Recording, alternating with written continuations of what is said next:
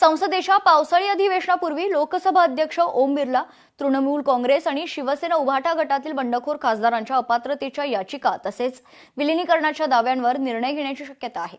पक्षांतर बंदी आणि यासोबतच 10वी अनुसूचीवर आधारित या निर्णयाचा संसदेतील पक्षीय समीकरणांवर मोठा परिणाम होण्याची शक्यता आहे। पाहूयात।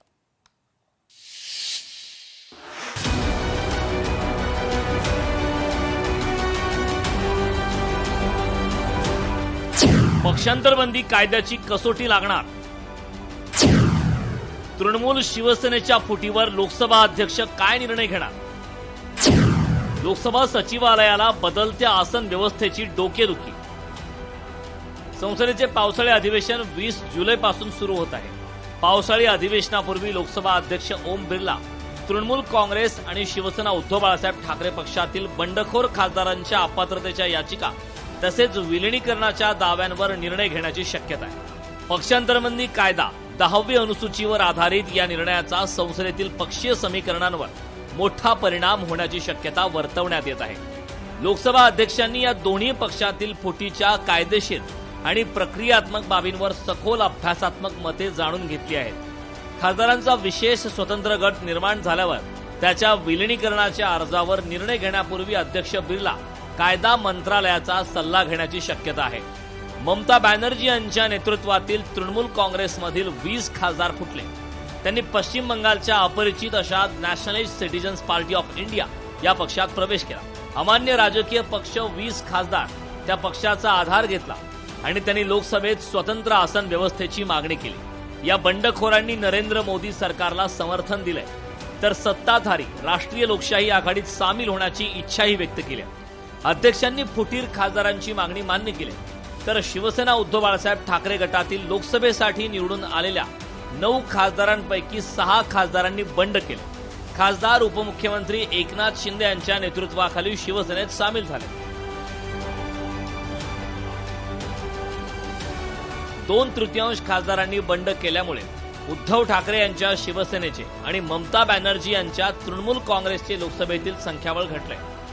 त्यामुळे या बंडखोर खासदारांच्या अपात्रतेचा प्रश्न आता निर्णायक टप्प्यावर पोहोचलाय। तृणमूल काँग्रेस आणि शिवसेना ठाकरे गट या दोन्ही पक्षांनी बंडखोर खासदारांना अपात्र ठरवण्याची लोकसभा अध्यक्षांकडे मागणी केली। पक्षांतरबंदी कायद्यानुसार केवळ गट फुटला म्हणून अपात्रतेपासून संरक्षण मिळत नाही, तर कायदेशीरदृष्ट्या वैध विलिनीकरण झाल्यासच ते लागू होते, असा दोन्ही पक्षांचा दावा आहे। टीएमसीचे संसदीय पक्षाचे नेते अभिषेक बॅनर्जी यांच्या नेतृत्वातील तृणमूल काँग्रेसने या सर्व 20 खासदारांविरोधात अपात्रतेच्या स्वतंत्र याचिका दाखल केल्या। केवळ काही खासदारांनी पक्ष सोडल्यामुळे त्याला कायदेशीर विलिनीकरणाचा दर्जा देता येत नाही आणि त्यामुळे त्यांना पक्षांतरबंदी कायद्यापासून संरक्षण मिळू शकत नाही, असा दावा पक्षाने केला।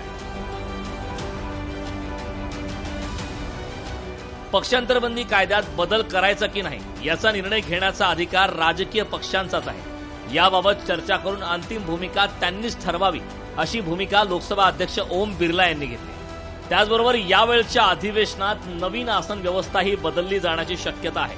अपात्रतेच्या याचिकांवरील निर्णयानंतर तृणमूल काँग्रेसमधील बंडखोर खासदार आणि एकनाथ शिंदे यांच्या शिवसेनेतील खासदार सभागृहात नेमके कुठे बसतील हे निश्चित होणार आहे।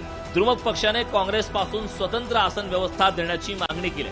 अलीकडील राजकीय घडामोडींच्या पार्श्वभूमीवर या मागणीवरही लोकसभा सचिवालय याचा आढावा घेत आहे। निर्णय होईपर्यंत या नव्या राजकीय डोकेदुखीला लोकसभा सचिवालयाला सामोरं जावं लागणार आहे। ब्युरो रिपोर्ट, लोकशाही मराठी, मुंबई।